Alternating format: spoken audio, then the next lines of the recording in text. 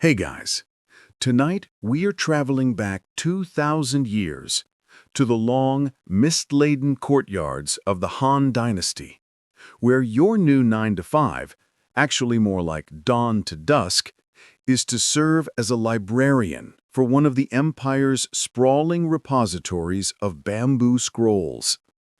Imagine the morning air, cool and damp, heavy with the smell of cypress wood and ink. The stone lions guarding the entrance stare out with their weather-smoothed eyes, completely unimpressed by you and your early morning yawns.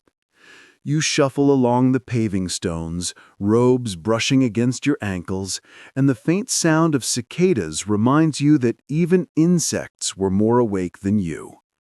And, of course, you probably wouldn't last 5 minutes at this job, because, unlike modern libraries, the Han collections don't come with comfy chairs, computers, or even the faint hope of coffee. So before you get comfortable, take a moment to like the video and subscribe, but only if you genuinely enjoy what I do here. And if you're listening right now, I'd love it if you let me know your location and the local time down in the comments. I always find it fascinating to see who's drifting off across the globe.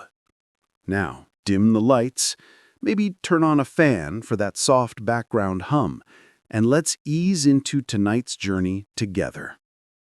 You cross into the courtyard as the sky begins to shift from indigo to pale gray, the air alive with a soft chorus of sparrows. The library complex is larger than you expected, built in perfect symmetry to mirror the emperor's obsession with order. Rows of roof tiles curve upward at the corners, each one like a frozen wave. You hear the creak of gates as the first attendants arrive, yawning much like you, though with a bit more discipline. They know how serious this work is. After all, this isn't just a place for reading. This is where the memory of the empire is stored, slip by slip. Historians still argue whether the Han government truly intended these libraries to serve the common people, or whether they were mostly showpieces for the court. You, however, aren't debating policy, you're just trying not to trip on your robes while climbing the steps. A senior scribe eyes you with suspicion, as though you've brought the dust of the outside world into this sacred place. And dust, in fact, is enemy number one here. Dust, mold, and the occasional cricket who decided to snack on bamboo fibers. Inside the courtyard, the morning routine unfolds like clockwork. The incense burners are being lit at the entrance. Their thin spirals of smoke drift upward, mixing with the dew and catching shafts of weak sunlight.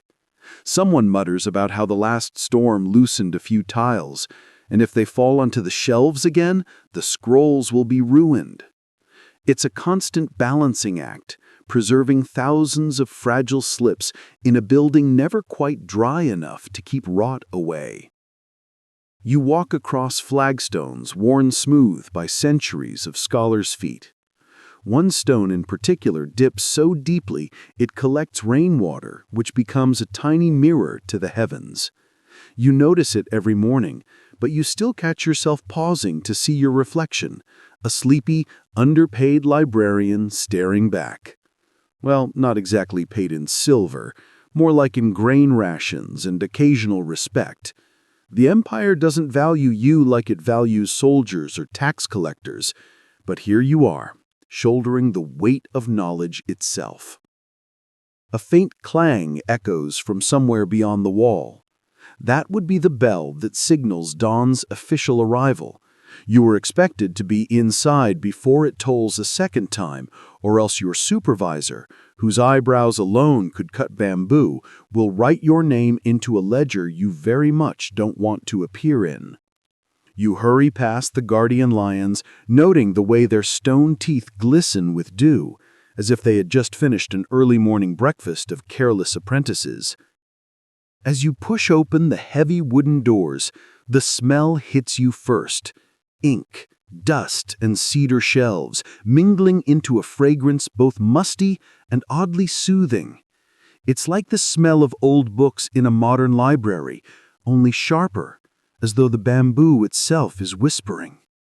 The scrolls are locked away for now. Your task in this first hour is not glamorous. You sweep the courtyard walkway with a straw broom, then wipe condensation off the entry tables. Yes, you studied for years to learn how to read complex characters, and yet here you are, starting your day with janitorial chores. Scholars may argue about Confucian ethics, but dust does not sweep itself. And speaking of Confucius, you can almost imagine him shaking his head at you. He would probably say, "Do not complain about menial tasks," or at least, "do not complain so loudly." One of your fellow librarians cracks a joke about how Confucius never had to mop water off scroll racks. Everyone chuckles softly. It's the only humor allowed before tea. The light grows stronger. You adjust your robes, tie your hair with a strip of cloth, and prepare to face the day's endless scrolls. A sparrow hops inside the entryway, pecks at a stray grain of rice, and then decides this is not the place for birds after all. Lucky creature, you think, as it escapes into the sky. The empire beyond these walls is buzzing with merchants, soldiers, and farmers. But here, inside this courtyard, time feels slower, more deliberate. Each step you take echoes as if carved into the record of history itself. It's only the first hour of your shift, and already your feet ache. But that's what it means to be a librarian of the Han. You are not just caring for scrolls, you're caring for civilization's memory. And that responsibility, heavy though it feels, wraps around you like the morning mist. The doors groan as you slide them open, revealing rows of dark chambers where the scrolls sleep in their lacquered chests. These are not rooms you can just wander into casually.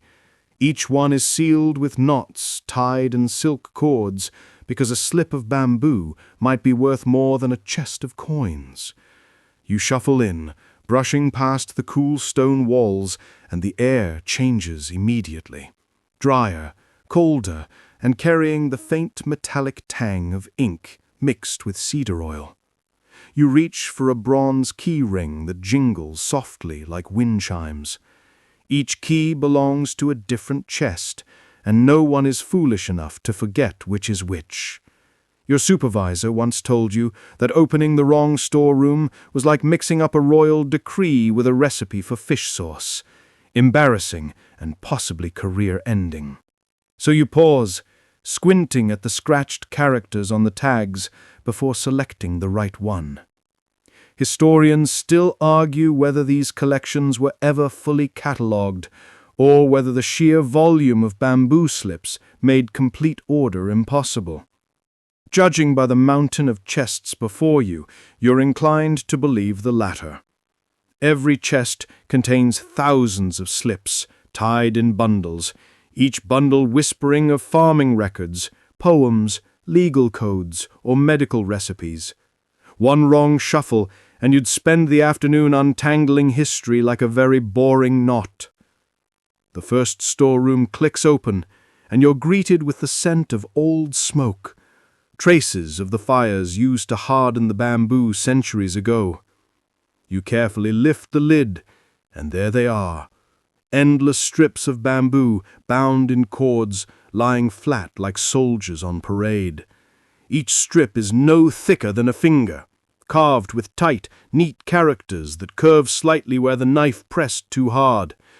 You pick one up, feel its smoothness, and marvel that this tiny sliver holds laws powerful enough to determine life or death. Of course, that gravitas fades quickly when you notice the mildew creeping in at the corners. Librarians spend half their lives waging war on mold. Goose feather dusters, sunlight carefully angled through windows, cedar shavings packed between the chests. Yet still the spores return, stubborn as tax collectors. You mutter a complaint, though quietly, since your voice echoes through the room like an accidental gong. One of your colleagues, already inside, is kneeling before another chest, muttering curses at a bundle whose silk cord has frayed. He looks up, sighs and jokes that if the empire collapses, it will be because a slip about chicken-raising schedules disintegrated before anyone copied it. You laugh, but softly. Joking about collapse is the kind of humor best confined to locked rooms. The morning sun filters through a tiny window cut high in the wall, painting a strip of gold across the floor. Dust motes dance in the beam like drunken scholars at a festival. You take a moment to watch them, allowing your mind to wander. What if one day, centuries from now, people stare at fragments of your handwriting and debate whether you really knew what you were doing? The thought is equal parts amusing and horrifying. And speaking of handwriting, you can't help but recall the time last month when a junior scribe accidentally inked a scroll upside down. For days afterwards, everyone teased him, saying he was pioneering a new school of inverted Confucianism. He didn't laugh, but you still smile whenever the memory sneaks back in. You continue opening the chests one by one. The cords are stiff, sometimes sticky with resin. Your fingers ache from tugging, but the ritual has a rhythm that's almost meditative. Pull cord, lift lid, check for pests, check for dampness, close lid, move on. Over and over until your body forgets it's even working. Perhaps that's why librarians last so long at this job. The monotony itself is strangely soothing. And yet, every so often, you stumble upon something unexpected. Today, it's a bundle labeled with characters you don't immediately recognize. You set it aside, making a mental note to ask a senior colleague. For all you know, it could be an obscure military manual or just someone's shopping list for more incense. Scholars still debate how many lost classics were hidden away in collections like these, never studied because no one recognized them in time. You sigh, because the idea that history might slip through your fingers while you dust shelves feels unfairly poetic. The floor creaks as you move deeper into the chamber. In the far corner, you hear a tiny scuttling noise. Mouse. You freeze, heart skipping, then see it dart across a gap in the wall. You breathe again, though you know you'll need to report it. The last thing anyone wants is a rodent gnawing through military treaties. Imagine the empire falling because of a mouse with a taste for strategy. You chuckle to yourself, quickly shushing your own laughter. By now, the incense from the courtyard has reached even here, thin tendrils curling into the shadows. The scent reminds you it's almost time for tea, but not yet. For now you finish unlocking the remaining storerooms, every turn of the key echoing like a soft drum beat against the stone. When the last lid closes, you rub your stiff fingers together, ink-stained and sore. The rooms are open, the scrolls safe, and the day's great unraveling of words can finally begin. You step back into the hallway, blinking against the sudden brightness. Your robes smell faintly of cedar, dust, and just a hint of mildew. You have only completed the morning's first task, yet already your shoulders feel the weight of an empire's paper trail. You can almost feel your stomach protesting by now. But before you even think about food, there's the matter of ritual. No one begins the real work of cataloging the copying until the incense and tea have been properly arranged.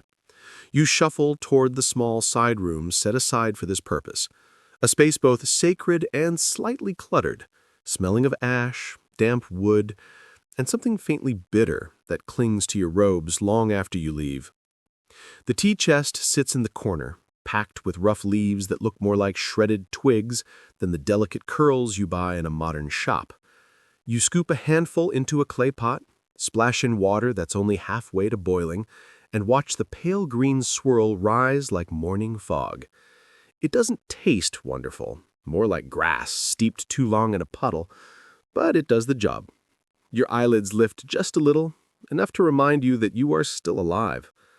Someone once joked that Han librarians weren't kept awake by tea so much as terrified into consciousness by its bitterness. You sip, wince, and silently agree.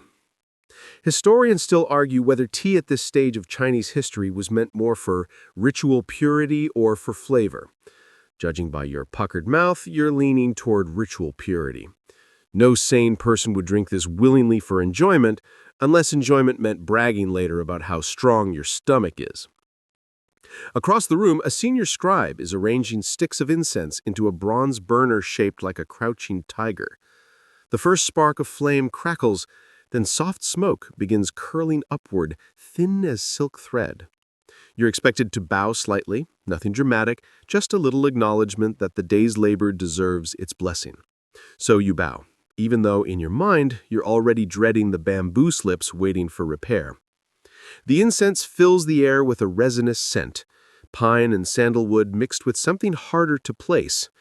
You cough softly, not loud enough to attract attention, but enough to remind yourself that sacred smoke is still smoke. The old superstition says it drives away pests that might harm the scrolls. Whether that's true or not, you'll take any excuse for fewer mice. Remember that scuttling visitor from earlier? You find yourself muttering, half to the smoke itself, "Keep the mice away, please." One of your colleagues joins you, carrying his own steaming cup. He sits, stretches his legs out rudely far, and sighs like a man being crushed by the weight of eternity. Then, with complete seriousness, he remarks that the tea tastes exactly like boiled boots. You snort into your cup, almost spilling it. He grins, satisfied to have earned the first laugh of the morning. 3 jokes in, and it's not even noon. You silently declare him a dangerous man. The ritual isn't all humor, though.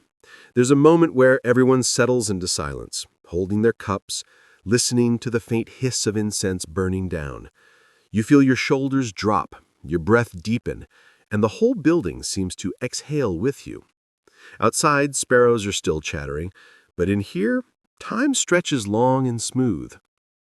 You're reminded suddenly of a fringe story you once heard, that during the reign of Emperor Wu, a librarian accidentally spilled tea over a bundle of scrolls, staining them permanently. Instead of punishment, he supposedly declared it an experiment in preservation, claiming the tannins would protect the bamboo. No one could prove him wrong, and the tea-soaked scrolls were shelved like all the others. Whether that's true or not, you make a mental note to keep your cup far, far away from today's work.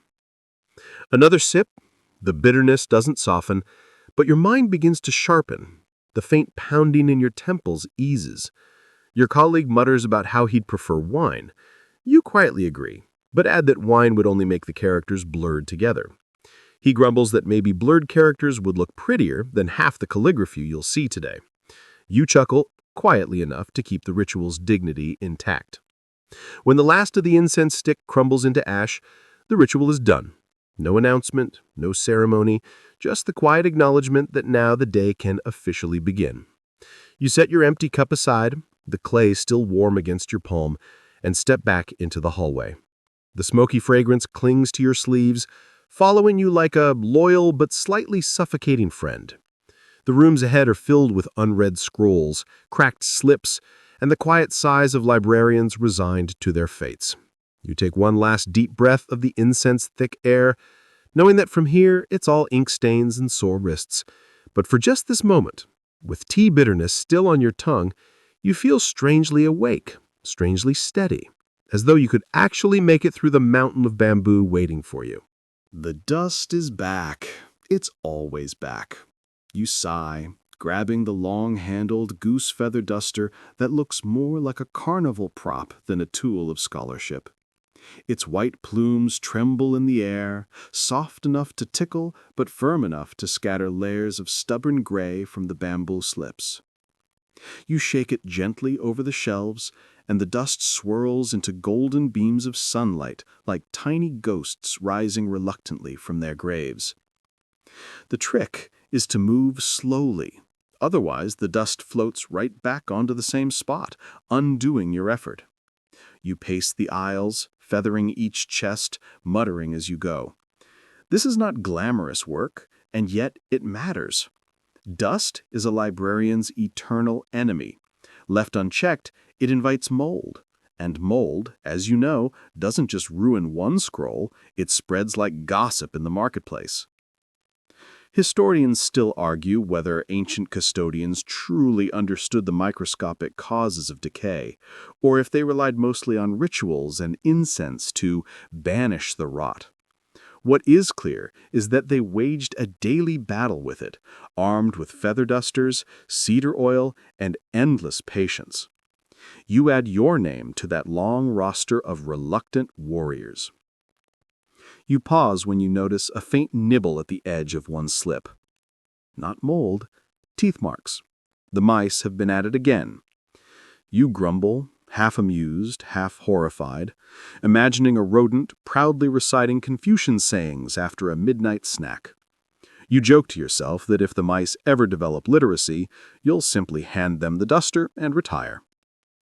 Nearby, a colleague sneezes loudly, sending another puff of dust into the air. You glare at him.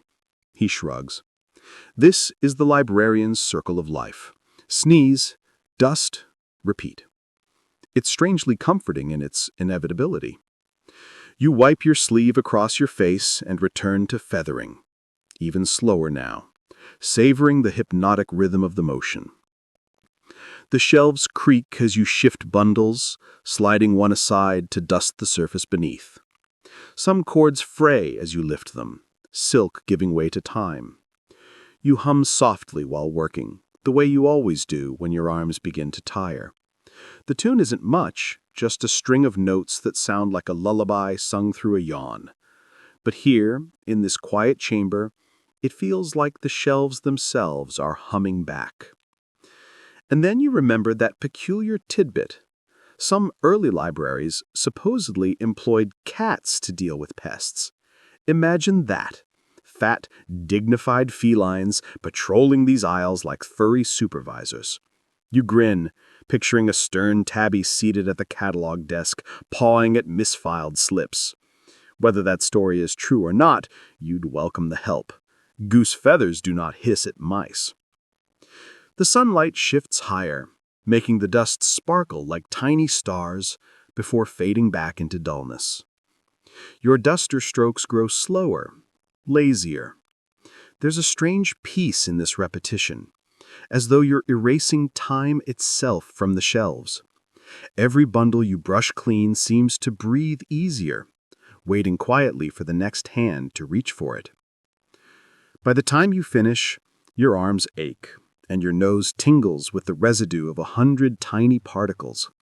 But the shelves gleam, at least for now. Tomorrow they'll gather dust again, but that's tomorrow's problem. You rest the goose feather duster back in its stand, feathers fluffed and proud, like it knows it has earned a small victory. The mice may return, the mold may creep back, but for one shining hour, the library is fresh, calm, and ready. You stretch, yawn, and smile faintly, content with this small, quiet triumph. The silence breaks with the shuffle of sandals and the low murmur of voices. Visitors have arrived. Couriers from the imperial court, their robes stiff with travel dust, their faces set in that look of polite urgency that says, "We have orders and you must obey them, no matter how inconvenient." You glance at your colleagues. Everyone exhales the same invisible sigh. The lead courier produces a bamboo tally, the official marker of authority, and announces his request. Military treatises, obscure volume, third chest of the western storeroom. His tone implies he knows exactly what he's asking for, but you've been here long enough to recognize the truth. He barely knows what's inside these walls. To him, the scrolls are interchangeable bundles of bamboo. To you, they're a maze. You shuffle off toward the storeroom, trying to recall where you last saw the requested title. Was it under the section on siege ladders or buried next to agricultural reports? Historians still argue whether the Han classification system was brilliantly logical or hopelessly confusing. Standing in front of rows of nearly identical bundles, You lean toward the ladder. The courier follows close behind, peering over your shoulder as though suspicion alone will conjure the scroll faster. You mutter, more to yourself than to him, "If the Empire depends on me finding this within the next hour, we're all in trouble." He doesn't laugh. Couriers rarely do. You rummage through chest after chest, fingers tracing chords, lips mumbling titles. At last, tucked between two unrelated works, astrological charts on one side, farming tax reports on the other, you find it. A slim bundle with characters so faded you wonder if anyone has opened it since your grandfather's time. The courier snatches it eagerly, bows, and vanishes as quickly as he arrived. No thank you, no acknowledgement of the dust still clinging to your sleeves. Another visitor steps forward. This one is less impatient, a scholar from the provinces with ink stains on his fingers and excitement in his eyes. He requests a commentary on music, some obscure section on how zithers were tuned 2 centuries ago. You raise an eyebrow, half amused. Out of all the knowledge in this building, he wants that. Still, you lead him to the shelf, dig through another chest, and hand over the bundle. He bows deeply, grateful, before shuffling off to the reading room. You can't help but like him better than the courier. And then comes the strangest request of the morning. A minor clerk insists he needs a scroll on dream interpretation, claiming it's crucial for the Emperor's astrologers. You stifle a laugh. Imagine the fate of the Empire hinging on whether someone dreamt of 3 geese instead of 4. Still, you find the scroll, its edges ragged, its text filled with cryptic notes. You pass it over, wondering silently if the stars themselves are rolling their eyes. These moments remind you that the library is not just a tomb for old words. It's alive, constantly pulled and prodded by the needs of officials, scholars, and the occasional superstitious. You are the silent hinge that connects them all, and though it can be tedious, there's a secret satisfaction in being the one person who knows exactly which dusty chest holds the answer to a question no one else can solve. The visitors leave one by one, scrolls clutched to their chests. The courtyard quiets again, though the air still hums with the faint echo of their footsteps. You return to your mat, rubbing your temples. Your day is only half done, and you already feel like you've carried the Empire on your shoulders, hidden not in swords or coins, but in words inked onto bamboo.